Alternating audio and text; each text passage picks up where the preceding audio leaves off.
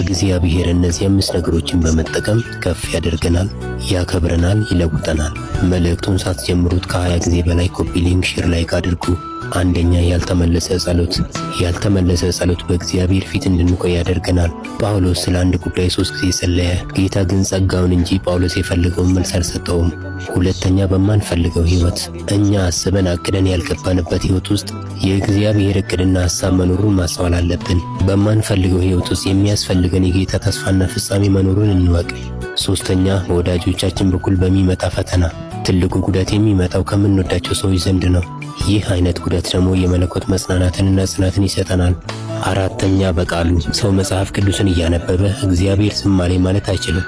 ምክንያቱም የቃሉ አስተማሪ መንፈስ ቅዱስ ነውና በዚያ ድምፁን ያለማምደናል። አምስተኛ ስህተቶቻችንን በመጠቀም።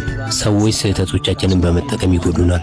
እግዚአብሔር ደግሞ በስህተቶቻችን በኩል ይጠግነናል፣ እኛን ለመለወጥ ይጠቀምበታል። ኮሜንት ላይ ሁሉ ለመልካም ይሆንልኛል በማለት ጻፉ። በጌታ በኢየሱስ ብሩካን ናችሁ።